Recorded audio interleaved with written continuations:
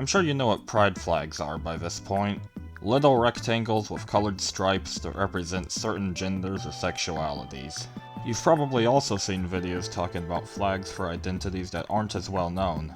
I often see negative reactions to these flags, even from other LGBT+ people, and I want to talk about it because I myself don't have a problem with these more niche identities. Probably because I have one. If I just told you I'm an omnisexual, what would you think it even means? Is it an attraction to Omni-Man? Well, in my case, that's the only type of person I don't like. Omnisexuality is when you're attracted to all genders, but in different ways from each other. Not even necessarily that you like one gender more than the other, but instead that you look for different things in each one. Before I learned about omnisexuality, I was very conflicted about what to identify as.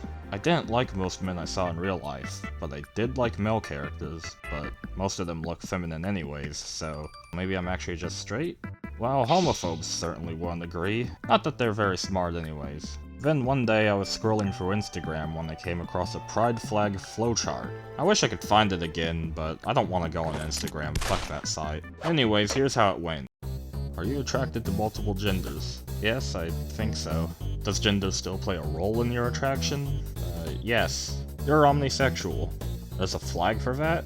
And from then on I've identified as omnisexual. Technically I could just identify as bi instead, as that doesn't necessarily mean that my attraction is equal, or that I'm limited to only two genders. In fact, before I found that flowchart, I was experimenting with using the bi and pan flags. But even then, I felt that the varied attraction was important enough that I needed to represent it in some way, which is why I made the stripes uneven. The reason I identify as omni is because I find that label to be the most comfortable.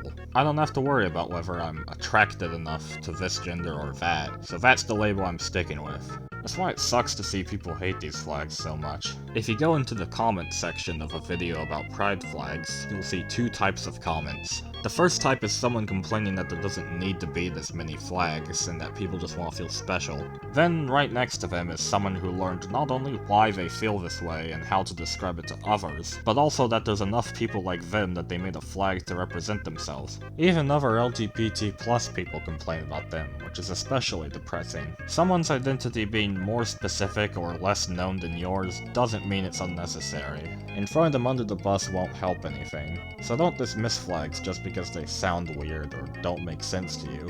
They help people learn who they are, and that alone is reason enough for them to exist. Respect others' labels, keep the T in LGBT, and... Actually, I want to say one last thing. You know how people like to point out that pride is one of the 7 deadly sins when talking about gay pride? Here's my thoughts on that. We don't mean pride as in arrogance, we mean pride as in not having to feel shame. Someone might not be super prideful about being straight or cis, but they aren't ashamed of it either, so why should we be? Lack of Shame Month doesn't really roll off the tongue anyways. Happy Lack of Shame Month. Happy Pride Month.